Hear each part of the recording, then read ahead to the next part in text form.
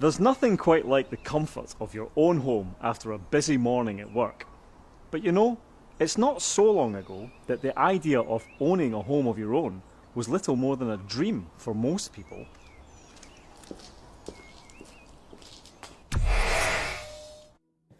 In the olden days, property was controlled by an elite group of people called capitalists. Even small and poorly built houses and apartments were ludicrously expensive.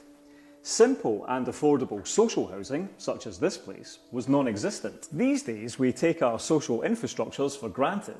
Aside from plentiful affordable housing, we also enjoy the cheapest, most efficient rail travel in Europe, the best equipped public health service in the world, not-for-profit essential utilities such as electricity and communications, and of course our universally acclaimed policy of free education for all.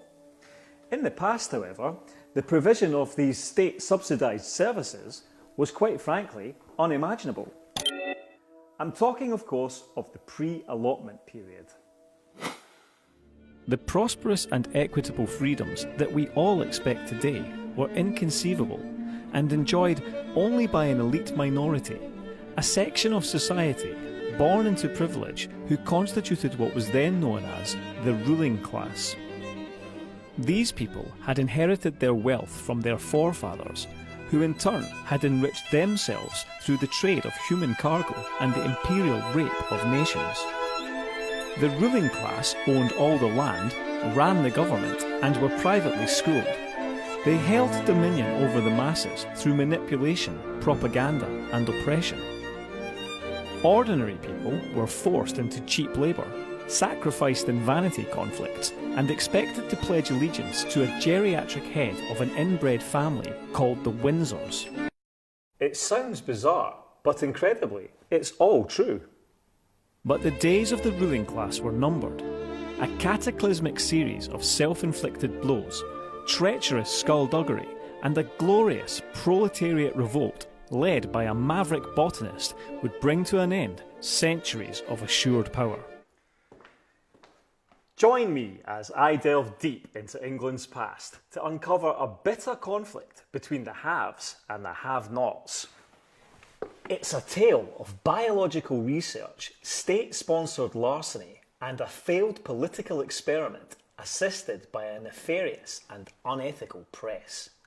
Through the images and newsreels of the time, I'll tell the true and incredible story of how a nation was driven to the brink of destruction by a febrile pederast gentry, and how an allotment-tending trade unionist, famed more for his love of bean soup than his passion for power, rose from his cabbage patch to vanquish the ancestral elite and become our most revered statesman.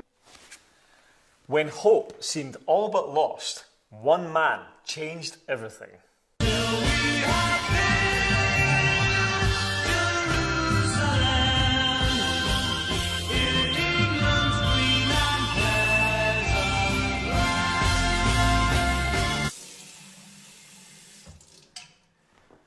Jeremy Corbyn has entered the annals of history as undoubtedly England's greatest ever Prime Minister. However, in order to fully appreciate the magnitude of the man and his achievements, it is important to examine the period of history that led to his appointment and reflect on the events that shaped his political consciousness and paved the way for his radical revolution. Therefore, we must begin, as all intriguing tales do, at the beginning, or at least in this case, Corbyn's beginning. When Jeremy Bernard Corbyn was born the son of peace activists on May 26, 1949, the United Kingdom, as it was then known, was undergoing a period of unprecedented change. Traditional class divisions were being steadily dismantled by a relentless socialist revolution. The dominant conservative ruling class had more or less remained uninterrupted for centuries, having gained its wealth and power through slavery and imperialism. Government consisted of born-to-rule, self-entitled patriarchal elites and a landed gentry who defined themselves from the lower classes not only by their wealth and status, but by their unusual and peculiar customs, such as primogeniture, the passing of the estate and title to the eldest son by means of sodomy. Yet when young Master Corbyn exited the birth canal, the British establishment was in freefall. 2 world wars had liquidated generations of plebeians. When conflict finally ceased, it became clear to the elites that any return to a compliant, servile population was not on the cards. Living conditions of the lower classes had barely improved in a century and were all but Dickensian. The battle-weary had seen their comrades obliterated and spilled their blood for king and country. They were tired of jingoism and now sought recompense for their endurance in the form of radical social improvement. The custodians of power and representatives of all political parties sensed a real and present danger. The men returning from war-ravaged Europe were no longer mere civilians. They were trained combatants and were disciplined in military procedure. Any potential civil unrest now held grave implications. A disenfranchised angry populace was one thing. Equip the same demographic with the art of warfare, and Guy Fawkes' dream seemed a far more feasible reality. Throughout the war, the aristocrat conservative Winston Churchill had led a coalition government. But when the warfare ceased, the British public rejected the ruling class's Conservative Party and instead voted overwhelmingly in favour of Clement Attlee's Socialist Labour Party, setting in motion the greatest civic and social reforms ever seen. The creation of a welfare state to support the vulnerable, a national health service offering free healthcare at the point of need, massive social housing programmes and full employment, industries such as coal mining, transport, railways and energy were nationalised in the public interest, and universal access was granted to primary, secondary and tertiary education. The improvement and enrichment to the lives of the lower classes was breathtaking. This domestic hammer blow to the supremacy of the ruling class was further fortified by the rejection of imperialism by the subjugated colonial peoples of Africa, Asia and the Indian subcontinent. The British Empire was disintegrating. Thus it was within this context of prosperity and opportunity for working people that Jeremy Bernard Corbyn embarked upon his socialist political odyssey, displaying an uncanny ability to appear at some of the most seismic events in post-war history. Castro rode in glory into Havana. Cubans, hundreds of thousands of them. I have a dream. My poor little children. Described as the summit of a footballer's ambition. How much greater was the triumph. He plays very good guitar. He's a very good guitar player. It's better than you. Yeah.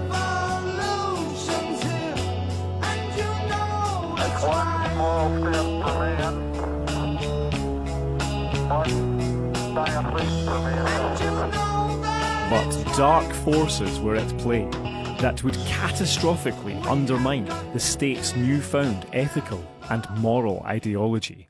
Horrified at the sight of the establishment capitulating to the working classes, a rogue band of upper-class conservatives began a plot that sought not only to halt the socialist fungi, but to fatally poison the Marxist mycelium itself.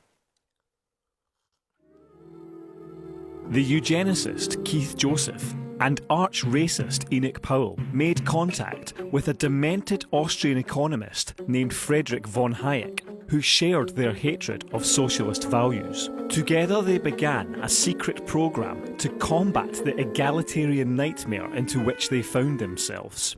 Disgusted by the impotence of Tory brass in the face of the Red Plague, they determined that an effective leader would have to be created from scratch, honed in their own image. They enlisted the support of Grand Etonian poultry magnate Anthony Fisher, who was now experimenting in biological research. After much deliberation and in the spirit of Mary Shelley, they concluded to inseminate a bovine embryo with the semen of a non-screengrocer from the market town of Grantham, growing the political mutant in a giant petri dish in Fisher's laboratory. It would take time, but the patience of these maverick toff scientists would be ferociously rewarded with the creation of the ultimate bastard panjandrum. By the time Jeremy Corbyn returned to London to begin his vocation as a socialist acolyte, the post-war confidence of the unionised working classes appeared invincible, crystallised by the overthrow of Edward Heath's sexually corrupt government. The masses had tasted the fruits of prosperity and were in no mood to back down.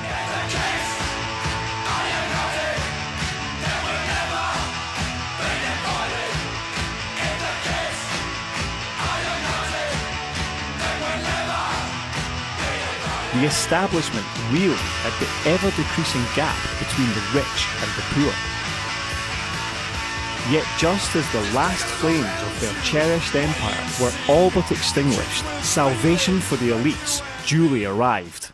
The deranged Tory scientists stepped forth and, to the delight of a jubilant, demented ruling class, unleashed their mutant sociopath upon the masses.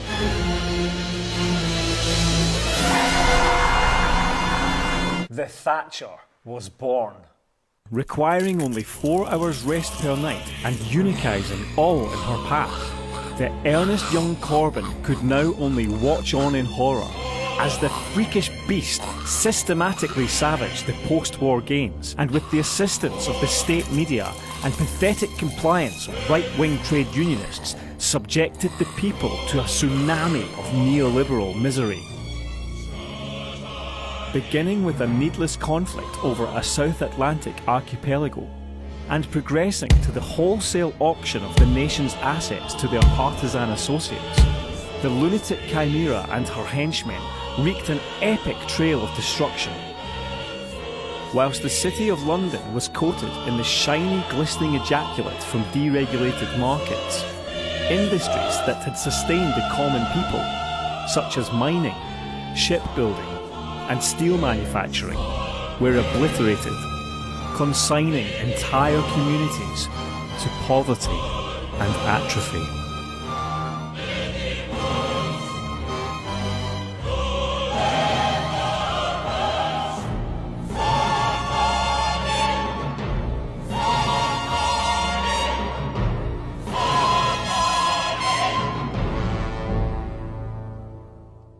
Throughout the Conservative reign of terror, the Labour Party had proven to be inept and befuddled in opposition.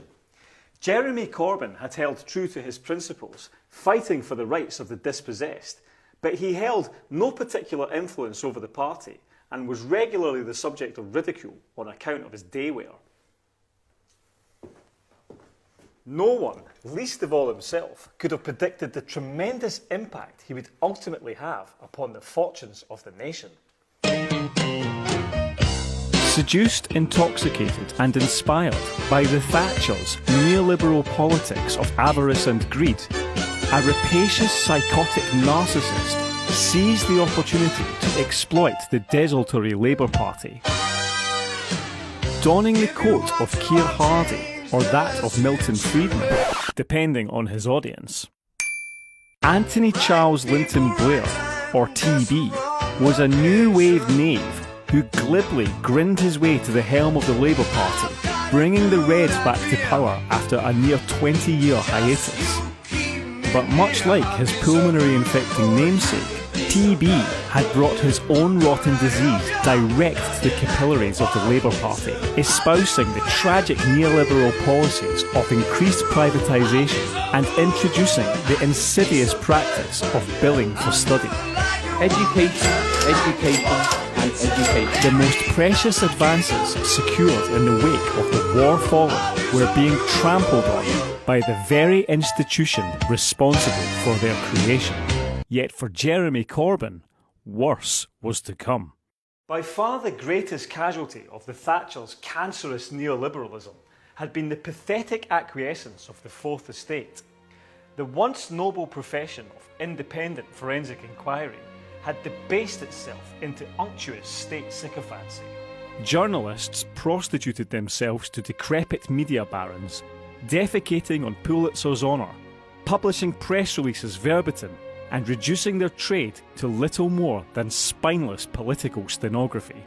This combination of negligence and bootlicking from the stenographers engendered a nadir of post-accountability that would culminate in tragic and deadly consequences. Freebasing on his own self-image and driven by corporate imperialism, TB and his satanic director of communications, Colonel Campbell, mounted an illegal military offensive on the sovereign state of Iraq. Corbyn vehemently opposed the warfare, but his cries fell on deaf ears as the cheerleading stenographers propagated a tide of lies to justify the barbarity and slaughter.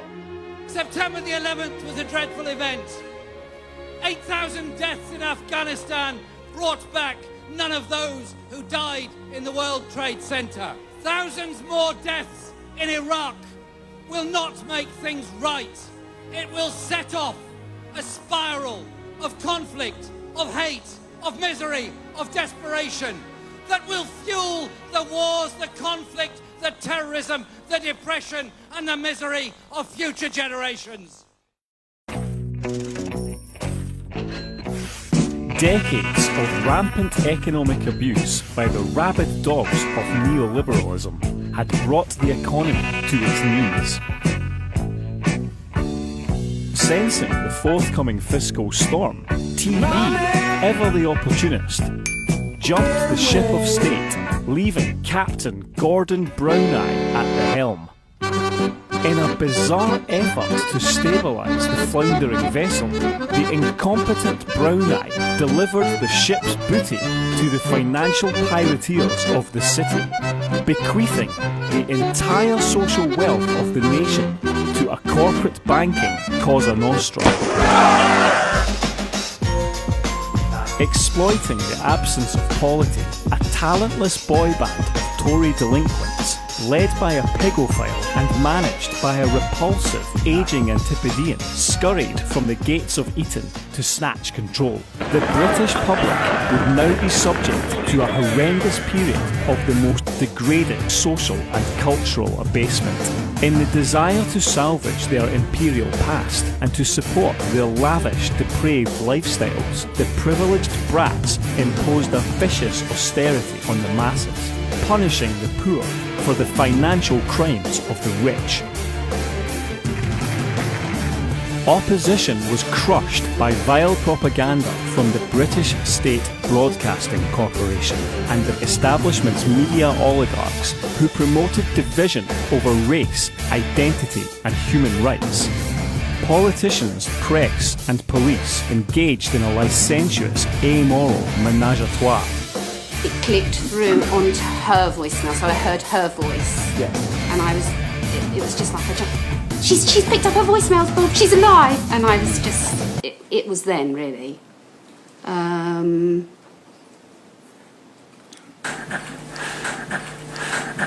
Objective political analysis was discarded in favour of contrived government PR hosted by old school ties. A humiliating diet of bread and circuses, in conjunction with benefit sanctions, zero-hour contracts, rampant unemployment and food poverty, was inflicted on the people. Yet it was here, quite incredibly, in this bleak and depressing climate of casino capitalism, where public money was siphoned into private pockets, where human values were second to capital gain, and where lies transcended the virtue of truth, that Corbyn's miraculous revolution would begin. The Labour Party's response to the odious policies of the Eton toffs had been paltry. Members of the PLP masqueraded as socialists to secure their constituency seats whilst hiding their Blairite bacillus. These careerist impostors insulted the principles of the movement and rendered the party impotent and ineffectual in opposition. Having witnessed the humiliating defeat of their leader, Ed Miliband, at the hands of a ravenous bacon roll, the Labour Party now sought new guidance.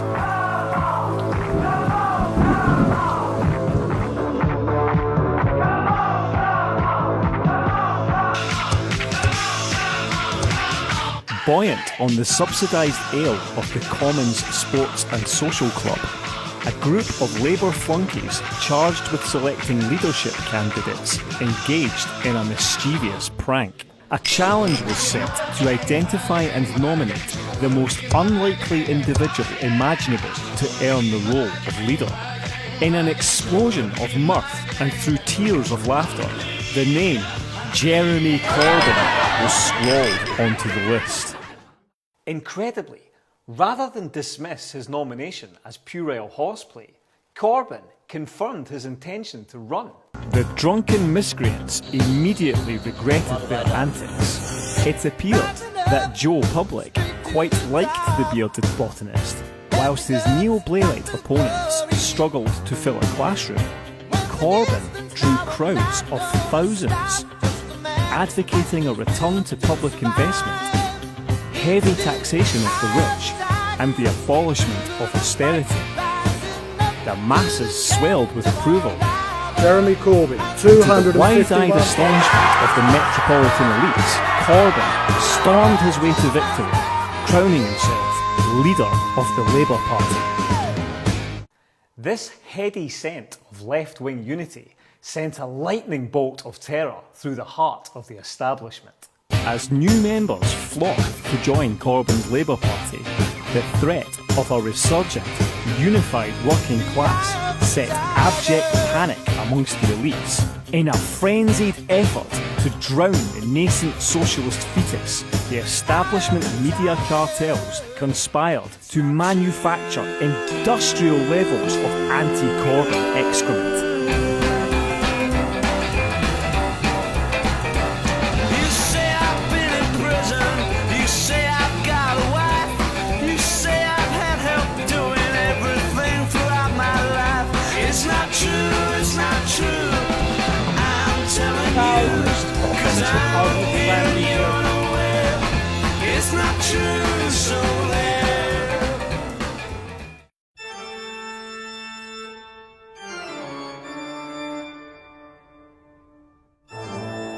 Yet in a sweet historical paradox, the ultimate destruction of the plutocratic ruling class would be catalysed not so much from a renascent socialist Labour Party, but rather more so from vicious internecine strife. Seeking to flog every remaining public asset free from the constraints of the European Court of Justice, a solo-testicled public school spiv in league with the Monday Club racists began a civil war against the Eton delinquents by way of referendum, whipping the public into a frenzy by falsely attributing the strain on public services to EU immigration policy as opposed to decades of disinvestment. Muslims coming in. England to be free. The rate's gone up. The children, the deaths. Let's take our country back. The crime rate, it's all gone up. 20, 30 years, there won't be any what, they will all be coming. Get them out!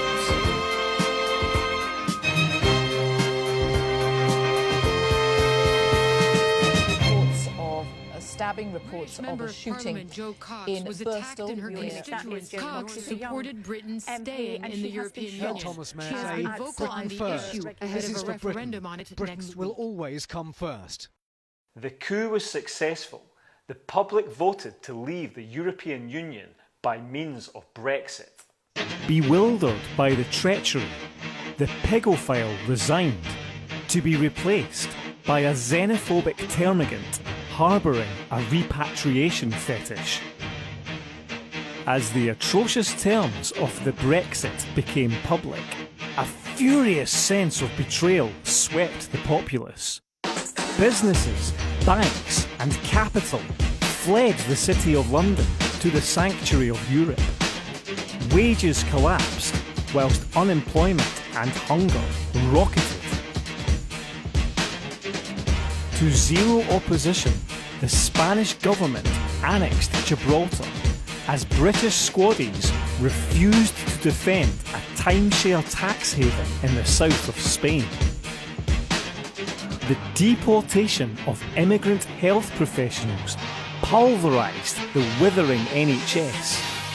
Without benefit of treatment, the sick were subject to death by trolley side, wheeled from crowded corridors direct to the morgue. The plucky Scotch, exasperated by their political marginalisation, declared UDI and left the United Kingdom, compounding the apocalyptic Westminster crisis.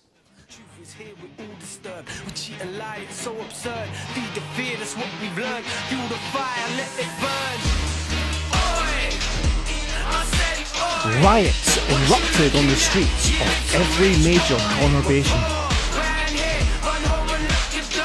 Britain, where violence and looting spread to 3 other cities last night. It is Britain's worst rioting in 25 years. Theresa May is facing fresh calls to resign. A stunned silence there from Mrs May.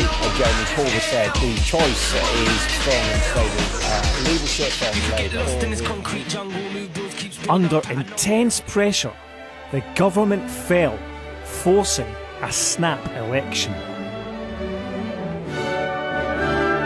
In a crimson avalanche, the voters sent Jeremy Bernard Corbyn to 10 Downing Street and placed the Labour Party in power. Nothing would ever be the same again. This is CNN Breaking News. We're continuing to follow the breaking news. The former British Prime Minister Tony Blair. Former British Prime Minister Tony Blair. Former British Prime Minister Tony Blair. Former British Prime Minister Tony Blair. Finally has been caught after being on the run for more than 10 years. He's an accused war criminal. Let's discuss with Richard Holbrooke, the former U.S. ambassador. Eggs and shoes were also thrown at the former Prime Minister. And our main story here on BBC World News, and the world's most wanted man has been tracked down. Tony Blair, George W. Bush's most visible foreign partner on the war, and he has suffered the consequences for it. But this guy, in my view, was worse than Milosevic or General Mladic. He was the intellectual leader. So what do you want? What do you want to happen to him right now? He's going to go on trial. Well, it is a big issue. You said he was an alleged war criminal. He hasn't been convicted yet. He hasn't been convicted, but he's an accused war criminal, and he is indicted in The Hague. Do you turn him over to The Hague, as they did with Milosevic? What do you want? I'd like him to go to The Hague. For a long time. That could take years, that trial, as we saw. Once he goes to The Hague, he's not getting out again. That would be the end of that. No sooner had he assumed office than Corbyn's spectacular reforms began. Corbyn abolished the monarchy, returning its assets to the National Treasury and converting its land into public allotments. At the same time, he appointed thousands of financial inspectors to examine and expropriate the hidden wealth of the ruling class and tax avoiders. This was discovered to be £10 trillion, equivalent to the entire known wealth of the nation. With the public coffers bursting at the seams, Corbyn renationalised the railways, public transport, all utilities and essential services, erasing the capitalists' rapacious profiteering. Corbyn reinvigorated the National Health Service by investing billions in new technology and hospitals, blazing a trail for the greatest free health provision on the planet.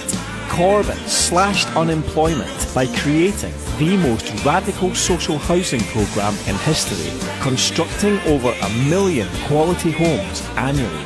Corbyn decriminalised drug use, diverting funds from prohibition into treatment, and honouring the principles of an old friend, legalised and licensed the sale of marijuana. All centres of private education, including colleges and universities, were incorporated into the Free State system. Corbyn nationalised the financial sector, creating a publicly accountable banking service, eradicating the trade of fictitious value derivatives. After dismantling the noxious media monopolies, he decommissioned the Trident nuclear system, introduced a living wage, made equal pay requisite, banned zero-hour contracts and Uber exploitation, and in a decisive act, a deal was struck with the Argentinian government. In exchange for the sovereignty of the Malvinas, the Argentinians agreed to settle a ship of undesirable exiles to eke out their existence among the sheep and peat bogs of the last colonial outpost. Undoubtedly, though, His most radical initiative was the chemical reformation of Parliament. In order to ensure that MPs upheld the values of integrity and decency demanded by the electorate, Corbyn introduced the right of tryptamine. DMT, or dimethyltryptamine, is a powerful psychedelic compound found in the Amazon basin and consumed for divinatory and healing purposes.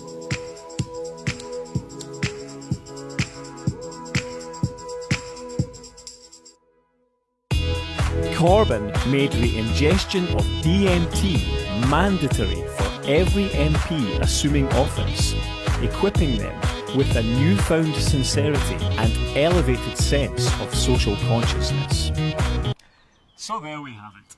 Jeremy Corbyn may have long since left us for the great allotment in the sky, yet his legacy and achievements continue to be enjoyed today. So the next time you enjoy a hand transplant on the NHS, or travel across town for the price of a Freddo, take a moment to reflect on just exactly what was done.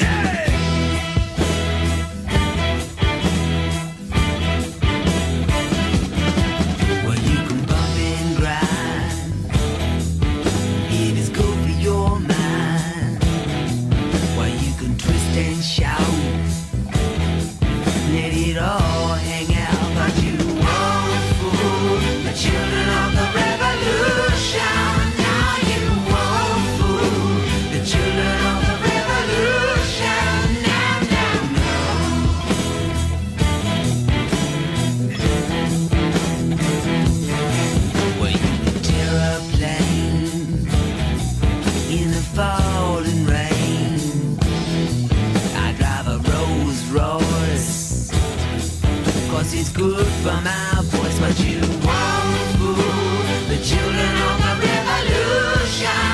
Now you won't fool the children of the revolution.